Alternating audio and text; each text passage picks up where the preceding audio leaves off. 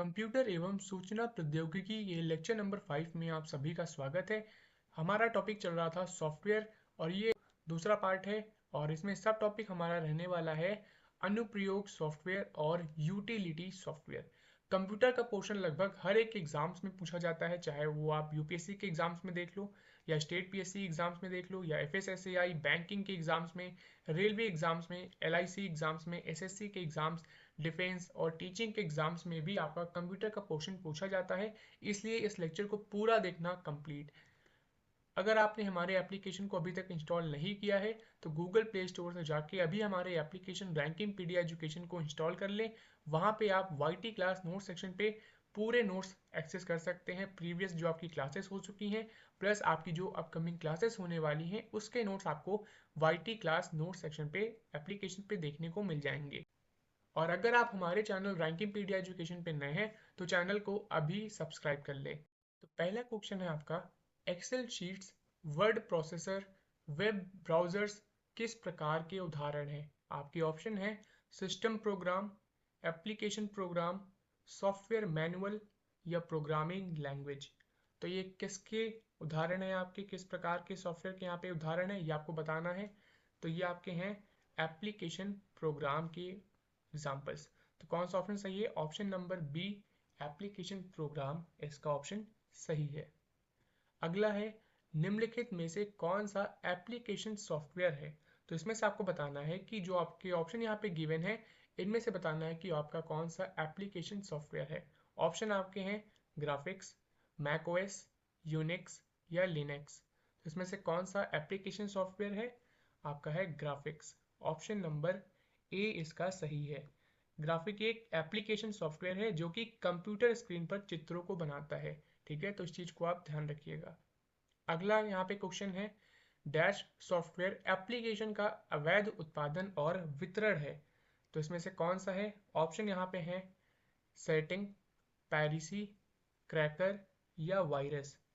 तो इसमें से कौन सा अवैध उत्पादन और वितरण है? तो वो है आपका पायरेसी। सॉफ्टवेयर पायरेसी सॉफ्टवेयर की अवैध कॉपी बनाने और उसे वितरित करने के उपयोग कराता है। ठीक है, तो इस चीज का आपको ध्यान रखना है। अगला यहाँ पे है, निम्नलिखित में से कौन सा विंडोज अनुप्रयोग यानी एप्लीकेशन आपको पाठ्य फाइलों को संपादित करने की अनुमति देता है? आपके ऑप्शन है files and settings transfer wizard, text editor, Windows explorer या इंटरनेट एक्सप्लोरर। तो इसमें से आपको कौन सा ऑप्शन यहाँ पे बताना है, कौन सा ऑप्शन यहाँ पे इसका सही है। एक बार आप फिर से इसको क्वेश्चन पढ़िए, इसमें क्या पूछ रहे हैं। तो इसका यहाँ पे क्या ऑप्शन सही है? तो आपका है टेक्स्ट एडिटर। इसमें पूछ रहे हैं कि कौन सा विंडोज अनुप्रयोग एप्लीकेशन आपको पाठ्य फाइलों को संपादित करने की अनुमति देता है। तो वो है आपका text editor. Option number B इसका सही है। अगला प्रश्न है, डैश मैनुअल आपको यह बताता है कि एक सॉफ्टवेयर प्रोग्राम का यूज कैसे करना है। तो वो कौन सा मैनुअल है? आपके यहाँ पे ऑप्शन है डॉक्यूमेंटेशन मैनुअल है या फिर प्रोग्रामिंग मैनुअल है या फिर यूजर मैनुअल है या फिर टेक्निकल मैनुअल है। तो वो कौन सा मैनुअल है जो आपको बताता है कि सॉफ्टवेयर प्रोग्राम का हमें यूज कैसे करना है? तो वो कौन सा मैनुअल है? वो आपका है user manual, option number C. तो यहाँ पे सी ऑप्शन इसका सही है। यूजर मैनुअल ये हमें बताता है कि सॉफ्टवेयर प्रोग्राम का हमें यूज कैसे करना है। अगला प्रश्न है, इनमें से कौन सा एक डेटाबेस प्रबंधन तंत्र यानी मैनेजमेंट सिस्टम है? आपके यहाँ पे ऑप्शन है MS Access, Open Office Calc या दोनों ए एंड बी यानी एमएस एक्सेस और ओपन ऑफिस कार्क या इनमें से कोई नहीं। तो इसमें पूछ रहे हैं कि कौन एक डेटाबेस प्रबंधन तंत्र यानी मैनेजमेंट सिस्टम है। तो इसमें ऐसे आपके दोनों सही हैं। तो ऑप्शन नंबर सी इसका सही है। एमएस एक्सेस और ओपन ऑफिस काल्क ये दोनों ही क्या हैं? आपके एक डेटाबेस प्रबंधन तंत्र हैं।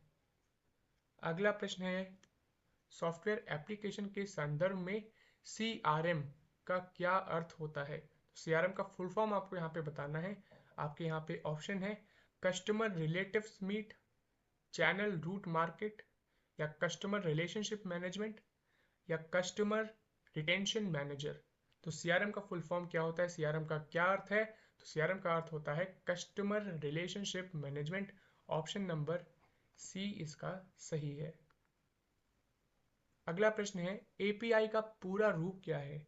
अब यहाँ पे देखो एपीआई का फुल फॉर्म इसमें पूछ रहे हैं, तो एपीआई का क्या फुल फॉर्म है ये आपको बताना है। आपके यहाँ पे ऑप्शन है applied program interaction, application process interface, या C option application program interface, या D option application program interaction. तो एपीआई का फुल फॉर्म क्या होता है? Application program interface. Option number C इसका सही है। अगला यहाँ पे प्रश्न है नोटपैड का प्रयोग करके बनाए गए प्रलेख में वर्तमान समय और दिनांक प्रविष्ट करने के लिए किस शॉर्टकट कुंजी का हम प्रयोग करते हैं? तो आपके ऑप्शन है कंट्रोल प्लस F5, या शिफ्ट प्लस F5, या F6, या फिर F5। तो हम किसका प्रयोग करते हैं? तो हम करते हैं F5 का। ऑप्शन नंबर डी इसका सही है। ये क्या है? एक फंक्शनल की है, ठीक है, तो इसको भी आपको ध्यान रखना है। अगला प्रश्न है एमएस पेंट में मेनू में टेक्स्ट टूल विकल्प को उस अक्षर में लिखा जाता है, किस अक्षर में लिखा जाता है ये आपको बताना है। जब आप एमएस पेंट में जाएंगे तो मेन्यू में जब आप देखेंगे तो टेक्स्ट टूल आपको दिख रहा होगा, तो वो आपका किस अक्षर में लिखा होता है, तो वो आपको बताना है इसमें से। तो आपके ऑप्शन है यहाँ पे बी, टी, सी या ए अक्षर में आपको मिलता है, तो किस अक्षर में आपको दिखता है, तो ये चीज आपको यहाँ पे बतानी है इसमें। तो वो आपको ए अक्षर में दिखता है ना? तो इसका ऑप्शन कौन सा सही है? ऑप्शन नंबर डी इसका सही है।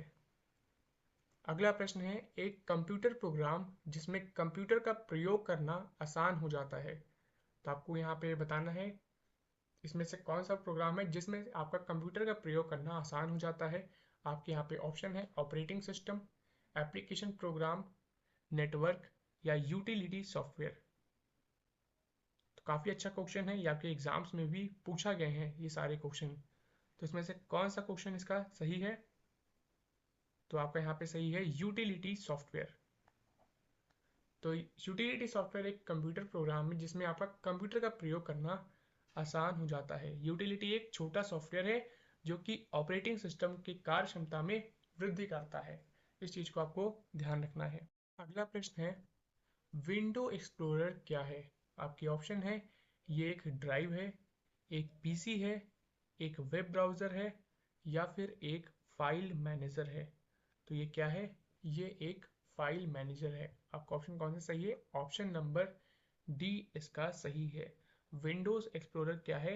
ये एक फाइल मैनेजर है जो कि यूज़र की ज़रूरत जो होती है और जो हार्डवेयर की क्षमता होती है उसके बीच जो अंतर होता है उसकी यह पूर्ति करता है। ठीक है, तो इस चीज़ का भी आपको ध्यान रखना है। अगला प्रश्न है निम्नलिखित में से कौन सा ऑपरेटिंग सिस्टम नहीं है? आपके यहाँ पे ऑप्शन है MS Windows, Linux, Microsoft office, या मैक ओएस। तो इसमें से आपको बताना है कि कौन सा इसमें से ऑपरेटिंग सिस्टम नहीं है। तो इसमें से आपका कौन सा ऑपरेटिंग सिस्टम नहीं है? तो वो है आपका Microsoft office. Option number D इसका सही है। अगला प्रश्न है एंटीवायरस सॉफ्टवेयर को नियमित रूप से अपडेट किया जाना चाहिए वरना क्या होगा? तो इसके यहाँ पे ऑप्शन गिवन है नए वायरस ज्ञात नहीं हो पाएंगे, बी ऑप्शन है इनमें से कोई भी नहीं, यानी कि ए और सी दोनों में से कोई भी नहीं ऑप्शन सही है, सी ऑप्शन क्या है आपका सॉफ्टवेयर करप्ट हो जाएगा, या डी ऑप्शन इसमें लिखा है ये दोनों। आपके हिसाब से यहाँ पे कौन सा सही होगा? तो ये दोनों का मतलब जो डी ऑप्शन है वो कहना चाह रहा है कि ऑप्शन नंबर ए सही है, ए और सी दोनों सही हैं, या ए और सी दोनों सही नहीं है। ठीक है, क्वेश्चन आपका है एंटीवायरस सॉफ्टवेयर को नियमित रूप से अपडेट किया जाना चाहिए वरना आप क्या हो जाएगा, तो ये आपको बताना है। ठीक है, तो अगर हम एंटीवायरस सॉफ्टवेयर को लगातार अपडेट नहीं करते हैं, नियमित रूप से अपडेट नहीं करते हैं, तो उसमें नए वायरस जो हैं वो हमें नहीं पता लग पाएंगे, नए वायरस ज्ञात नहीं हो पाएंगे। तो कौन सा ऑप्शन सही है? ऑप्शन नंबर ए इसका सही है। अगला यहाँ पे है निम्न में से कौन यूटिलिटी यानी उपयोगिता सॉफ्टवेयर का प्रकार नहीं है? तो निम्नांकित में से कौन यूटिलिटी सॉफ्टवेयर का प्रकार नहीं है? आपके ऑप्शन है एंटीवायरस, बैकअप सॉफ्टवेयर, ब्राउज़र, या डिस्क टूल्स। तो इसमें से कौन सा यूटिलिटी सॉफ्टवेयर का प्रकार नहीं है? तो वो है आपका ब्राउज़र। ब्राउज़र क्या है? ये यूटिलिटी सॉफ्टवेयर का प्रकार नहीं है, जबकि आपका antivirus, backup software, disk tool, disk cleaner, ठीक है, ये सब आपके क्या है? ये आपके यूटिलिटी सॉफ्टवेयर के प्रकार हैं। तो ये चीज़ भी आपको ध्यान रखना है, ठीक है। तो ये थे इंपॉर्टेंट क्वेश्चंस। तो चैनल को जरूर सब्सक्राइब कर लें, और अगर आप किसी भी एग्ज़ाम की प्रिपरेशन कर रहे हैं जिसमें कंप्यूटर लिटरेसी का पोर्शन आता है, तो ऐसे में आप ये क्वेश्चन बैंक परचेज कर सकते हैं। इस क्वेश्चन बैंक की प्राइस है सिर्फ 149 रुपीज़, और यहाँ पे आपको 500 इंपॉर्टेंट एमसीक्यूज मिल जाएंगे। आप यहाँ पे टॉपिक देख सकते हैं। तो इस टॉपिक के आपको 500 प्लस एमसीक्यूज क्वेश्चन मिल जाएंगे। अगर आप इसे परचेज करना चाहते हैं तो डायरेक्ट आप हमारी वेबसाइट rankingpediaeducation.com पर विजिट कर सकते हैं, वहाँ से जाके आप इसे परचेज कर सकते हैं। तो चैनल को अभी सब्सक्राइब कर लें।